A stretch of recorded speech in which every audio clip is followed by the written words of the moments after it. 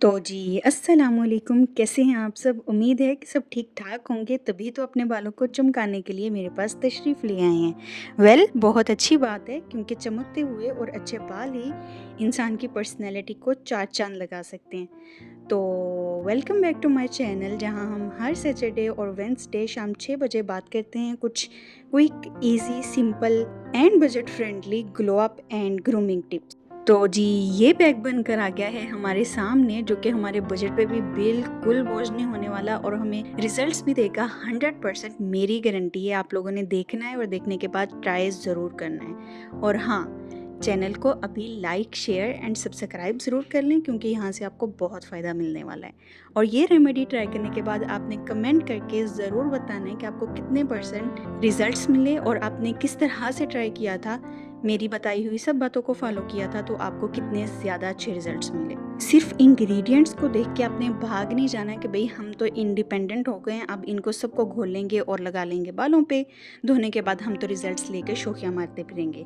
बिल्कुल भी नहीं, क्योंकि मैं आपको बताने वाली हूँ इसके प्रिपेयर करने का मुकम्मल मेथड, कुछ टिप्स जिसके साथ इसके रिजल्ट्स 10x बेटर हो जाएंगे, अप्लाई करने का मेथड और शैम्पू आप कौन सा यूज़ कर सकते हैं, कौन सा नहीं यूज़ कर सकते, और कुछ ऐसे ट्रिक्स जिससे आपको बिल्कुल पार्लर की केराटिन ट्रीटमेंट जैसे रिजल्ट्स मिलने वाले हैं। और इसमें इंग्रेडिएंट्स मैंने सबके सब इसलिए नेचुरल ऐड किए हैं ताकि ये स्कैल्प पे भी अप्लाई हो सके, क्योंकि मेरा ये मानना है कि जब हम कोई भी होम रेमेडी करें तो हमारे स्कैल्प को ज़रूर नरिशमेंट मिलनी चाहिए, क्योंकि अच्छे बालों की अच्छी हेल्थ को अच्छा स्कैल्प ही डिसाइड कर सकता है। अगर स्कैल्प में नरिशमेंट होती है तो हमारे बाल रूट से लेके एंड तक चमकदार, सचेत, खूबसूरत और सबसे बढ़ के हेल्दी निकल के आते हैं। तो स्कैल्प की दो टाइप्स होती हैं, एक होती है ऑयली और एक होती है ड्राई। वैसे तो तीसरी भी बोली जाती है जो कि होती है सेंसिटिव स्कैल्प। तो वीडियो के एंड पे मैं इन दोनों का डिफरेंस भी बताऊंगी। पैक को अप्लाई करने के लिए ड्राई और ऑयली स्कैल्प वाले क्या डिफरेंस रखेंगे। और काम को अधूरा छोड़ के जाने वालों में से मैं बिल्कुल भी नहीं हूँ। बिल्कुल प्रिंसेस ट्रीटमेंट जैसे पार्लर में मिलता है, आप लोगों को भी बिल्कुल वैसा ही मिलने वाला है। तो इसलिए मैं एंड पे एक DIY स्प्रे जो कि लिव ऑन कंडीशनर की तरह यूज़ होगा वो, और एक सीरम भी रिकमेंड करूँगी जिससे ना इस सारे ट्रीटमेंट के आपको बहुत बूस्ट होके रिजल्ट्स मिलने वाले। So don't underestimate the power of this whole procedure. पहले एक दफ़ा अच्छे से समझ लें और फिर साथ में वीडियो देखते देखते अपने सारे इंग्रेडिएंट्स को इकट्ठे करके बैठ जाएं, तैयार करें और रिजल्ट्स हासिल करें। तो लेट्स गेट स्टार्टेड। तो जी, फर्स्ट इंग्रेडिएंट इज़ मलाई। अगर आपके घर में देसी घी अवेलेबल है तो मलाई की बजाय आई विल रिकमेंड कि आप देसी घी ले लें, वरना 1 फुल टेबल स्पून ऑफ मलाई। और दूसरा इंग्रेडिएंट इसमें ऐड कर रही हूँ मायोनीज़। एक भर के चम्मच आपने मायोनीज़ का लेना है। मायोनीज़ में एग भी होता है और योगर्ट भी होता है। ये दोनों चीज़ें हमारे बालों के लिए बहुत अच्छी हैं। अगर हम डायरेक्ट ऐड करें तो स्मेल का इशू होता है, इसलिए हम इसको मायोनीज़ की फॉर्म में ऐड कर रहे हैं ताकि एक स्मूथ सा टेक्सचर भी बन के सामने आ जाए और हमें स्मेल का भी इशू फेस नहीं करना पड़े। ये ऐड करने के बाद एक इम्पॉर्टेंट इंग्रेडिएंट जो कि है विटामिन ई, जो हमारे बालों की नरिशमेंट के लिए बहुत ज़रूरी होता है। सारे कंडीशनर्स में, सीरम्स में, लिव ऑन कंडीशनर्स में और मास्क्स में ये हमेशा ज़रूर यूज़ किया जाता है। तो 1 full capsule of vitamin E जिसको आपने पिंच कर लेना है और इस तरह से उसका सारा मटेरियल बीच में ऐड कर लेना है। और फिर आता है एक इम्पॉर्टेंट इंग्रेडिएंट ग्लिसरीन। इसमें आपने थोड़ा सा ध्यान रखना है, अगर आपके वेदर का हिसाब बहुत ड्राई किस्म का है, मतलब उसमें ह्यूमिडिटी बहुत कम है, तो आप ग्लिसरीन कम यूज़ करें। और अगर ह्यूमिडिटी अच्छी है, जैसे लाहौर में आजकल तो ह्यूमिडिटी बहुत अच्छी है, तो ग्लिसरीन को आप थोड़ी सी क्वांटिटी को बढ़ा भी सकते हैं। Okay, then comes my most favourite ingredient जो ड्राई बालों के लिए बहुत ही उम्दा चीज़ है, बहुत नरिशमेंट प्रोवाइड करता है, कोकोनट ऑयल। एक भर के चम्मच आपने इसका लेना है। भर के का मतलब भर के। आप इसको थोड़ा सा ज़्यादा भी ऐड कर सकते हैं अपनी लेंथ के हिसाब से, और अगर आपके बाल ज़्यादा ड्राई हैं, फ्रीज ज़्यादा है, तो इसकी क्वांटिटी को डबल भी कर सकते हैं, कोई हर्ज नहीं। मैं इसकी बहुत बड़ी फ़ैन हूँ क्योंकि अगर इसकी सिर्फ मसाज करके भी मैं बालों को वॉश कर लूँ ना तो मुझे बहुत अच्छे रिजल्ट्स मिलते हैं। और अब आता है जी घरेलू टोटकों का बादशाह, मतलब स्किन पैक हो या हेयर पैक या कुछ भी हो, उसमें हनी शामिल होना तो मेरा ख्याल मस्ट ही होता है। तो बालों के लिए भी ये बहुत अच्छी चीज़ है। इसका मैंने हल्का सा चम्मच हनी का ऐड कर लिया है। इसकी क्वांटिटी मैंने कम रखी है क्योंकि ये ज़्यादा क्वांटिटी अगर हो और ज़्यादा टाइम लगा रह जाए तो थोड़ी सी इरिटेशन भी कॉज कर सकता है, इसलिए इसका हिसाब रखिएगा। ओके जी, अब ऐसा इंग्रेडिएंट आ रहा है जिसको आप चाहे तो स्किप भी कर सकते हैं क्योंकि इसका थोड़ा सा प्रोसीजर हमें इसकी जेल निकालना पड़ती है फेनग्रीक सीड यानी कि अलसी के बीज की। तो अगर आपके पास टाइम कम हो, आप कंडीशनर यूज़ करना चाहते हो तो 1 full table spoon of conditioner add कर लें। इसकी जेल निकालने वाला प्रोसीजर स्किप कर सकते हैं। अब क्विक सा देख लेते हैं कि जो इंग्रेडिएंट्स हम यूज़ कर रहे हैं वो क्यों यूज़ कर रहे हैं और उनके क्या फ़ायदे हैं हमारे लिए।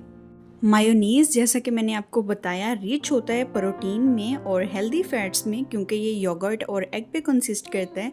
तो ये डीप कंडीशनिंग प्रोवाइड कर सकता है ड्राई हेयर को, जिसके रिजल्ट में हमें सिल्की और ज़्यादा मैनेजेबल बाल मिलते हैं। हनी मॉइस्चर को लॉक करने का काम करता है, सॉफ्टनेस और शाइन प्रोवाइड करता है और इसके साथ ही साथ सबसे इम्पोर्टेंट इसका काम ये स्प्लिट एंड्स को ख़त्म करता है, मतलब दो मुँहे बाल आपको अब नज़र नहीं आने वाले।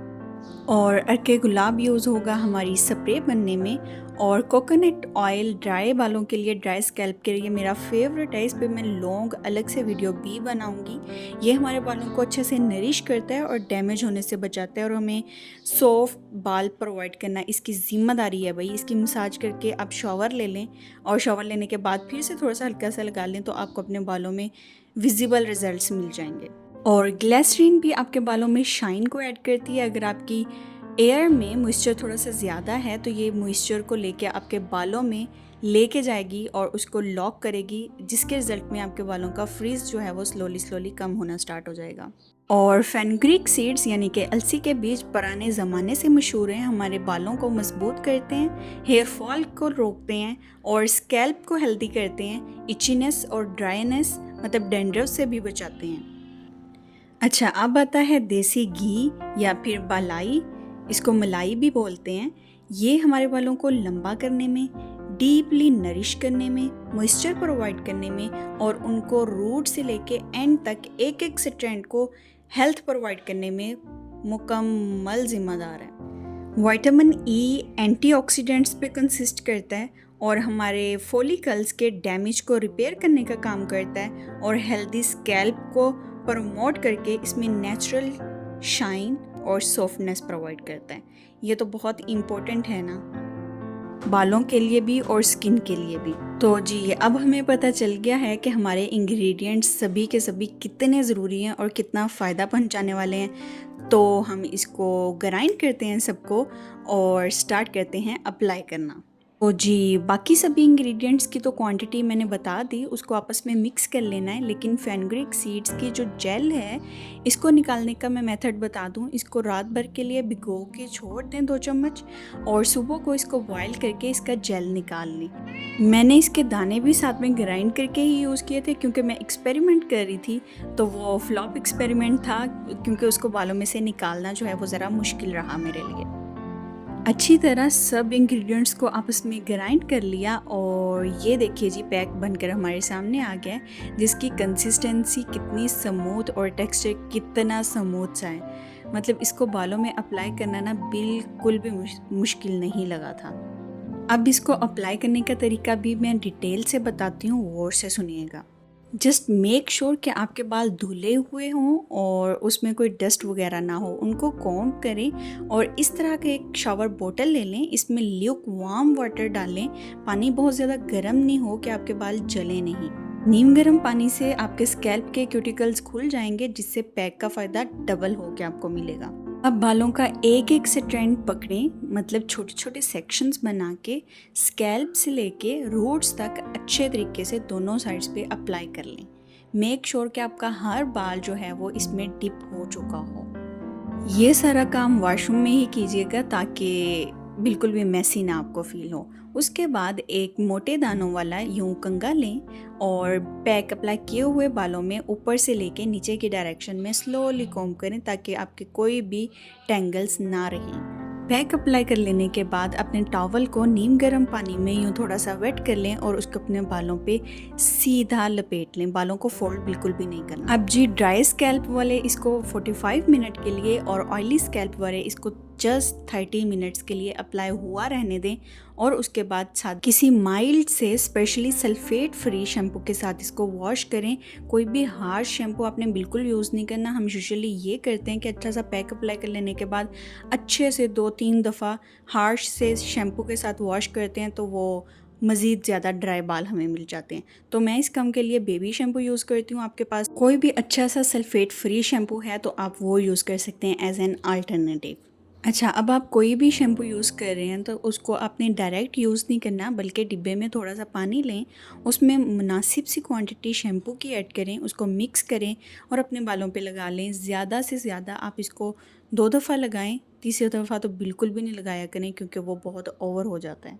हमारे पैक में से न्यूट्रिएंट्स जितने ज़रूरी थे वो हमारी स्कैल्प में और बालों में एब्जॉर्ब हो चुके हैं। अब हमने खींच खींच के उनको निकालना नहीं है, हमने सिर्फ अपने बालों को साफ़ करना है और या डन।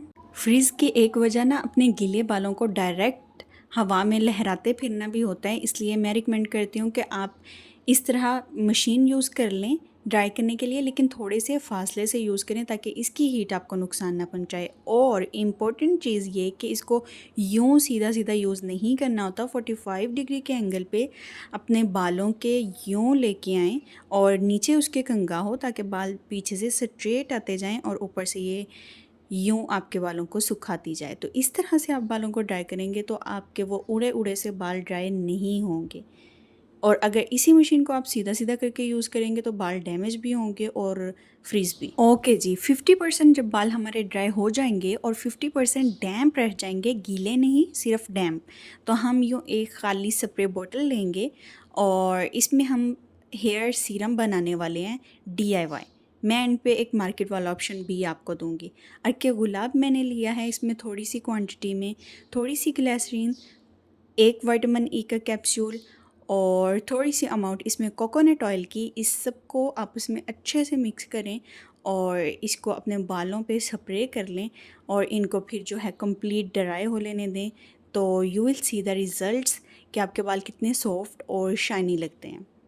DIY स्प्रे के अल्टरनेटिव में अगर आपको कोई रेडी टू यूज़ सीरम चाहिए तो ये एक अच्छा ऑप्शन है जिसके रिज़ल्ट्स भी अच्छे हैं, प्राइस भी मुनासिब। आई थिंक 550 या 600 तक हमें मिल जाता है। मैं इसको सिर्फ ओकेजन वगैरह पे यूज़ करती हूँ। फॉर एग्जांपल ईद के दिन जब नहाऊंगी तो फिर ये यूज़ करूँगी, वरना DIY जो हमारा स्प्रे है वो बेस्ट है डेली यूज़ के लिए। आप उसको यूज़ करें, आपको उसके रिज़ल्ट्स विजिबल नज़र आएंगे, वरना अल्टरनेटिव ये है। तो भाई सब स्टेप्स हो गए हैं हमारे डन। बहुत मेहनत से वीडियोस बनती हैं यार। आप लोग अच्छे से लाइक शेयर और सब्सक्राइब करने के बाद कमेंट सेक्शन में कमेंट भी ज़रूर किया करें। अगर लेट्स सपोज किसी चीज़ की कोई मिसअंडरस्टैंडिंग हो रही है तो आप कमेंट सेक्शन में पूछ सकते हैं, वरना अप्रिशिएट कर सकते हैं। तो yeah that was the whole part for today. मिलते हैं फिर नेक्स्ट किसी वीडियो में इंशाल्लाह। अभी तक के लिए बाय बाय, अल्लाह हाफिज़।